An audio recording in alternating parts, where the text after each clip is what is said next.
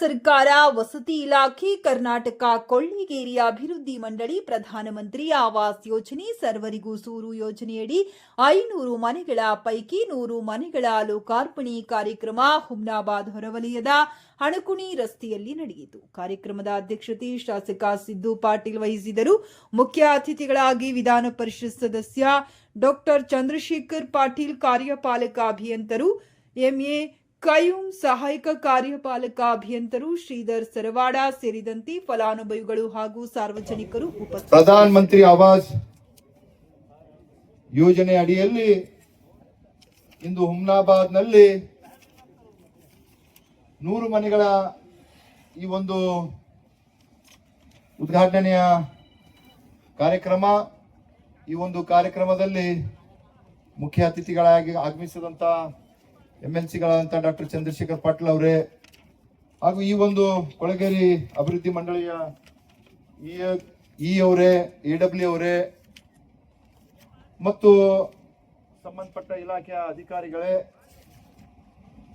ಹಾಗೂ ನಮ್ಮ ಪಕ್ಷದ ಎಲ್ಲ ಮುಖಂಡರುಗಳೇ, ಪತ್ರಿಕಾ ಸ್ನೇಹಿತರೆ ಹಾಗೂ ವಿಶೇಷವಾಗಿ ಈ ಒಂದು ಕಾರ್ಯಕ್ರಮದಲ್ಲಿ ಬಂದಂತ ಏನು ಈ ಒಂದು ಮನೆಗಳ ಬೆನಿಫಿಷಿಯರಿ ಇದ್ದಾರ ಎಲ್ಲ ಬಂದಂತ ನನ್ನ ತಾಯಿಂದರೆ, ಇವತ್ತಿನ ಈ ಒಂದು ಕಾರ್ಯಕ್ರಮ ಕರ್ನಾಟಕ ರಾಜ್ಯದ ಮುಖ್ಯಮಂತ್ರಿಗಳಂತ ಸನ್ಮಾನ್ಯ ಶ್ರೀ ಸಿದ್ದರಾಮಯ್ಯಜಿಯವರು ಹುಬ್ಬಳ್ಳಿಯಲ್ಲಿ ವರ್ಚುವಲ್ ಅಂತಂದ್ರೆ ವಿಡಿಯೋ ಮುಖಾಂತರ ಈ ಒಂದು ಉದ್ಘಾಟನೆ ಕಾರ್ಯಕ್ರಮ ಇವತ್ತು ನೆರವೇರಿಸ್ತಾ ಇದ್ದಾರ. ಇವತ್ತು ಈ ಕೊಳಗೇರಿ ಅಭಿವೃದ್ಧಿ ಮಂಡಳಿ ವತಿಯಿಂದ ಏನು ಪಟ್ಟಣಗಳಿರ್ತಾವ, ಆ ಪಟ್ಟಣಗಳಲ್ಲಿ ಕೊಳಗೇರಿ ಅಂತಂತ ಅಂದ್ರೆ ಆ ಒಂದು ವಾರ್ಡ್ ಆಗಿರ್ಬೋದು, ಆ ಗಲ್ಲಿ ಆಗಿರ್ಬೋದು, ಹಿಂದುಳಿದಂತ ಓಣಿ ಇರ್ತದದು. ಆ ಓಣಿನೂ ಕೂಡ ಹೇಗೆ ನಮ್ಮಲ್ಲಿ ನೋಡಿ ಶಿವನಗರಕ್ಕೆ ನೋಡಿ, ನಮ್ಮ ತಳಪೆಟ್ಟಿಗೆ, ಶಿವಪುರ್ಕ, ಕೋಲಿವಾಡ ಕಂಪೇರ್ ಮಾಡಿ ನೋಡ್ರಿ, ಇವು ಅಭಿವೃದ್ಧಿ ಹೊಂದಂತ ವಾರ್ಡ್ಗಳಿವು.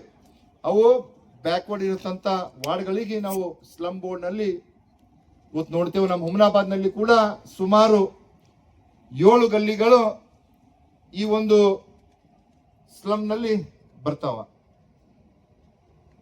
ಇನ್ನೊಂದು ಹೇಳಕ್ ಇಚ್ಛೆ ಪಡ್ತೀನಿ ನಾನು, ಇವತ್ತು ನಾವು ಆ ಕೊಳಗೇರಿಗಳನ್ನು ಮುಕ್ತವಾಗಬೇಕು. ಯಾಕಂತಂದ್ರೆ ಡೆವಲಪ್ಮೆಂಟ್ ಇದ್ದಿದ್ದು ಡೆವಲಪ್ಮೆಂಟ್ ಆಗ್ತದೆ. ಇಲ್ಲಿ ಯಾರು ಫಲಾನುಭವಿಗಳು 500 ಮನೆ ಇದು ಮಾಡಿದ್ರಿ, ಎಲ್ಲರಿಗೂ ಮನೆ ಸಿಗ್ತಾವ. ಅದಕ್ಕೆ ತಾವೇನು ಭಯ ಪಡೋದು ಬೇಕಾಗಿಲ್ಲ. ಇದು ಸುಮಾರು 2021-22ನೇ ಸಾಲಿನ ಸ್ಲಮ್ ಬೋರ್ಡ್ ನಲ್ಲಿ ಅಲಾಟ್ಮೆಂಟ್ ಮಾಡಿಕೊಂಡಂತ ಇವು ಮನೆಗಳು.